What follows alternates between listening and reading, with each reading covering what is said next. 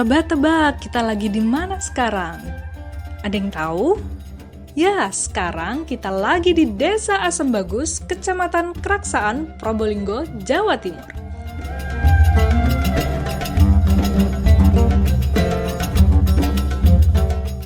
Nah, Asem Bagus terkenal dengan inovasi padi yang sangat bagus dengan metode yang sangat unik.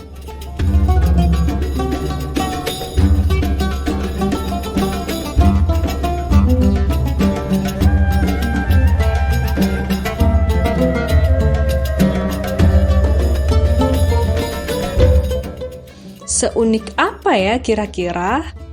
Penasaran?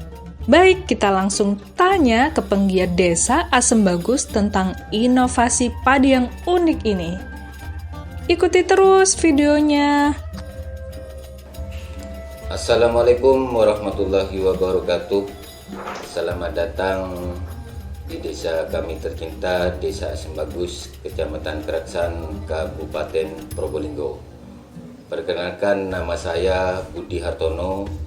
Saya selaku Ketua Gapoktan Cahaya Tani Desa Asem Bagus.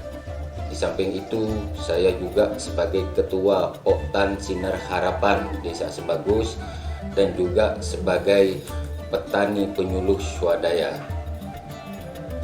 Untuk inovasi yang akan saya sampaikan ini khususnya di bidang pertanian padi. Untuk menghasilkan tanaman padi yang sehat, ada beberapa yang harus diperhatikan. Yang pertama, untuk kalender tanam.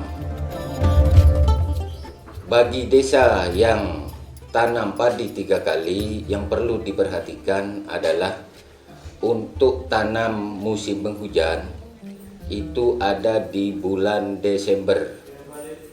Untuk tanam di MK1 itu ada di bulan Mei. Untuk MK2 ada di bulan September. Yang kedua yang perlu diperhatikan adalah tanam harus serempak. Jadi dalam satu hamparan diusahakan dalam 15 hari harus sudah tuntas tanam semua. Yang ketiga yaitu benih padi harus unggul, dalam artian benih pokok dalam kurung SS. Yang keempat yang perlu diperhatikan, ini yang paling penting, merubah cara pemupukan. Karena banyak petani yang masih menggunakan cara pemupukan sistem kuno. Dan inovasi yang akan saya berikan ini khususnya bagi petani padi hanya ada 2 cara pemupukan. Yang pertama, pemupukan dilakukan di umur 5 hari setelah tanam. Yang kedua, pemupukan kedua dilakukan setelah penyiangan pertama di umur 15 hari, dan itu merupakan pemupukan terakhir. Sedangkan kebiasaan petani pemupukan di umur 30 setelah penyiangan kedua di Gapoktan Cahaya Tani sudah tidak dilakukan. Dan inovasi ini ada banyak keuntungan yang kita dapat. Yang pertama, kalau pemupukan kita lakukan pemupukan terakhir di umur 15 hari di musim hujan, keuntungan yang kita dapatkan adalah yang pertama, tanaman bisa lebih kokoh dan tahan roboh. Yang kedua, bisa bebas dari serangan Santomonas. Sedangkan di musim kemarau dengan pemupukan 15 hari terakhir, keuntungan yang kita dapatkan, tanaman kuat dari serangan hama wereng. Dan untuk pemupukannya yang perlu diperhatikan adalah dalam 1 hektar pemupukan pertama yaitu 1 ton organik. Yang kedua, pemakaian urea 100 kg. Yang ketiga, pemakaian pupuk TSP 50 kg. Yang keempat, ZA 50 kg.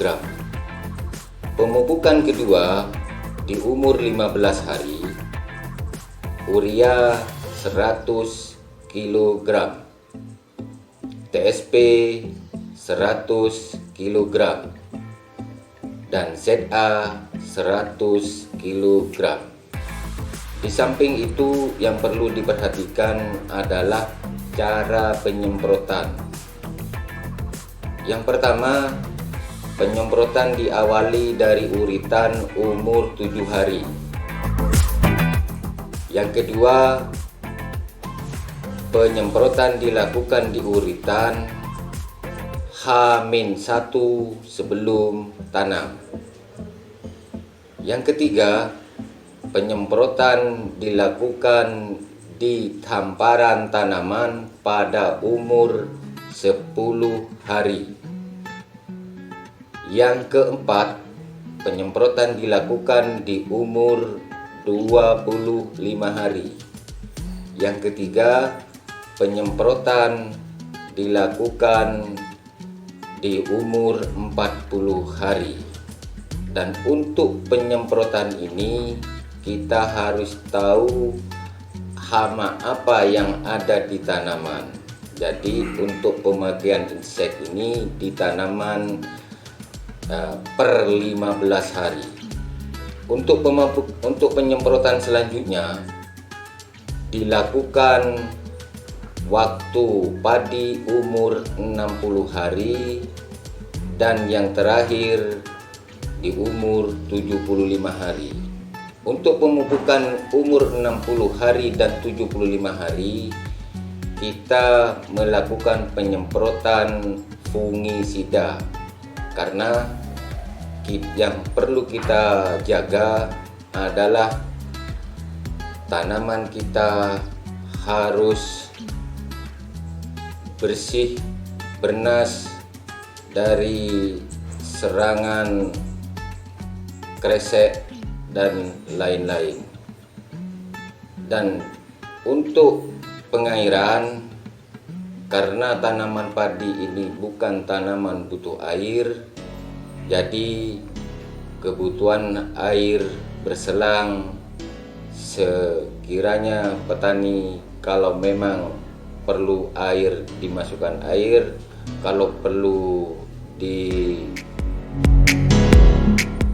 dikeringkan tutup air di pintu masuk. Mungkin ini yang dapat kami sampaikan.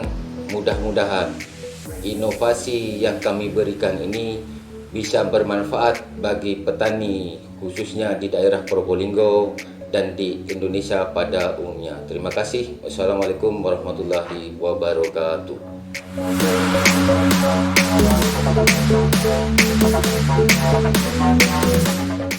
Wah, gimana nih? Sudah jelas kan tentang padi?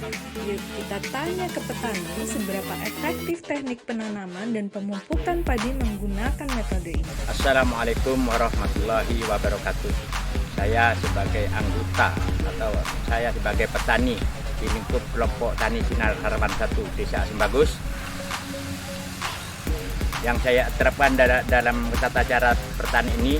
Kalau Bapak bertanya berapa penghasilan Bapak per tahun sekitar dari 100 juta sampai 105 juta itu per tahun, berkat inovasi yang diberikan oleh Ketua Kelompok Tani Sinar Harapan 1 dan tata cara tadi pemupukan terakhir yang dilaksanakan serempak di petani sini 15 hari itu terakhir.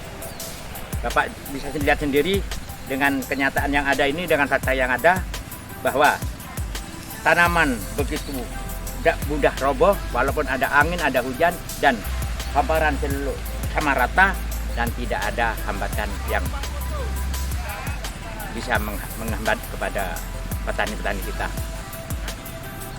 Dengan catatan tadi tidak ada hambatan, dengan catatan yang sebenarnya bahwa apa yang saya katakan tadi, dalam 1 tahun 100 sampai 105 juta itu penghasilan bersih per musimnya, per tanamnya, per panennya itu bisa menghasilkan bersih 30 sampai 35 juta per musim. Jadi 3 musim berturut-turut dengan padi yang ada seperti ini, dengan hamparan seperti ini, kita bisa menghasilkan per hektar 105 juta per tahun. Kira cukup sekian. Hari. Assalamualaikum warahmatullahi wabarakatuh. Buat teman-teman yang masih bingung menggunakan teknik ini, coba deh dengan skala kecil dulu. Kalau sudah oke, boleh di skala yang lebih besar.